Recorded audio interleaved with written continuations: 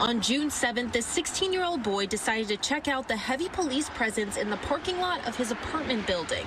Because of what happened that day, he decided to remain anonymous. I was just trying to see what was going on, to be honest. When he got outside, he says an officer began to question him, asking him to identify himself. In a matter of minutes, he was being handcuffed. I was like, how? I was like, I just came downstairs.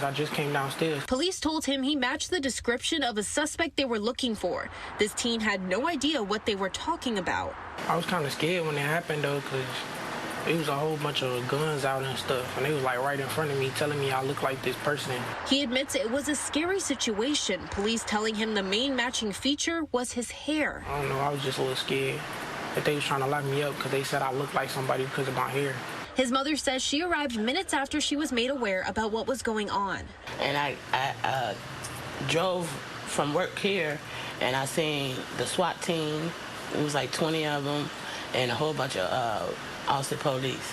And they had my son surrounded, and he was on the ground. She says she immediately jumped into action, telling police her son was not the guy they were looking for. I was asking them what was going on, but they didn't tell me what was going on. They just told me he was identified by his hair. And then they also stated that all black people look alike by the hair.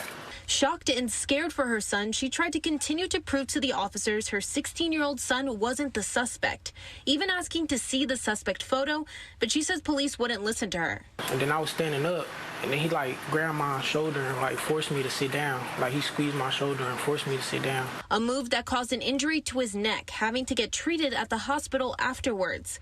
His mom says it took 4 officials to identify him before police finally released him. Austin police releasing this statement to Fox 7 Austin on the incident, saying, quote, a juvenile who matched the description of the suspect was detained. The juvenile was not compliant, resulting in a minor use of force. The juvenile was later released. When Fox 7 asked why he was released, APD sent a second statement saying the on-scene investigation revealed the juvenile was not the suspect they were looking for.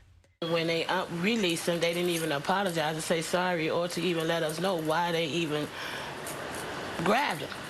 They never said we got the wrong person. This mother filed a complaint with APD. She says it's hard to trust the police after what happened and admits she may move out of Austin because of this. Why they did not believe me, and it made me feel like I can't even trust the police to even help or protect me if something going wrong.